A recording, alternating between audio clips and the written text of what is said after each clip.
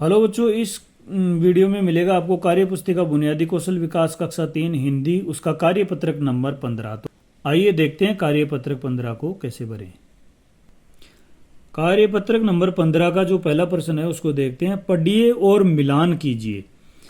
ये एक ऊपर लाइन दे रखी है और एक नीचे दे रखी है। इन वर्णों को हमें पढ़ना है, फिर बच्चों समझना है और जो नीचे हैं उनसे मिलान कर देना है। जैसे ये घ है तो इस घ का मिलान हमने इस घ से कर दिया। ये ड है, इसका हो रखा है। फिर ये ज है तो ज को ज से मिला देंगे। र है तो र को इस र से मिला देंगे।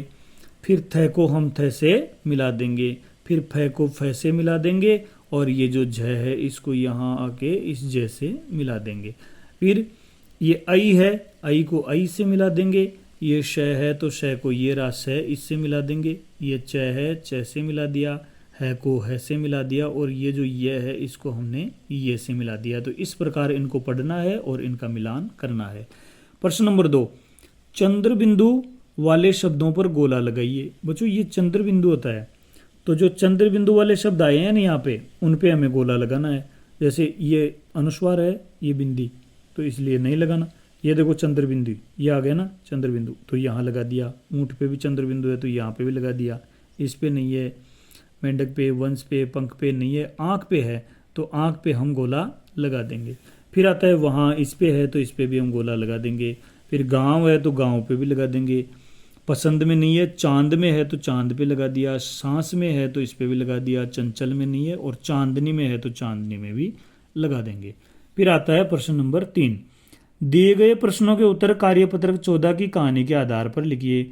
बच्चों हमने वहाँ एक कहानी पढ़ी थी कार्यपत्रक 14 में, सुगना जो विद्यालय से घर आई थी। उस कहानी के आधार पर हमें इन प्रश्नों के उत्तर देने हैं। तो देखो पहला प्रश्न है, आज तो विद्यालय में बहुत मजा आने वाला है।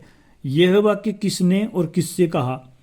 तो यह वाक्य सुगना ने मिट्टू को कहा था कि आज तो विद्यालय में बहुत मजा आने वाला है। कहानी में कौन कौन से पात्र आए हैं? कहानी में सुगना है, मिट्टू है और माँ है। ये 3 पात्र आए थे।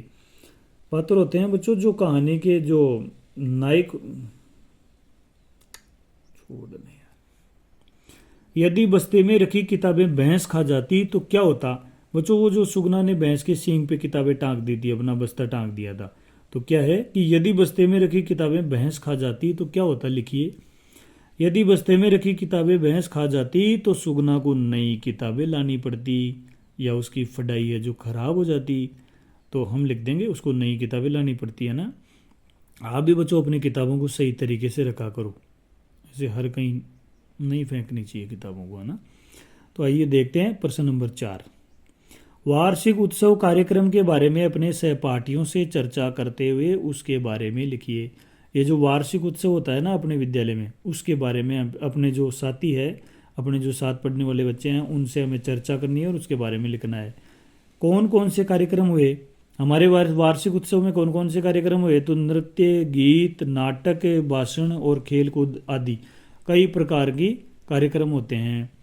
फिर है कौन सा कार्यक्रम अच्छा लगा? तो बच्चों इनमें से आपको कौन सा कार्यक्रम अच्छा लगा? मुझे समूह नृत्य का कार्यक्रम सबसे अच्छा लगा। अगर आपको कोई अन्य नाटक, भाषण या गीत या और कोई खेल कूद अच्छा लगा तो आप वो लिख सकते हैं यहाँ। फिर आता है प्रश्न नंबर 5, पढ़िए और पुनः लिखिए। इनको, इस वाक्य को हमें यहाँ से पढ़ना है और फिर 4 जगह ये जो 4 लाइनें हैं इनमें पूरा दोबारा लिखना है। तो देखो, मुझे ऊंट पर सवारी करना पसंद है। वाक्य क्या है? मुझे ऊंट पर सवारी करना पसंद है। इसको हम 4 जगह और लिख देंगे। मुझे ऊंट पर सवारी करना पसंद है, मुझे ऊंट पर सवारी करना पसंद है, फिर मुझे ऊंट पर सवारी करना पसंद है, और यहाँ पे भी लिख देंगे मुझे ऊंट पर सवारी करना पसंद है।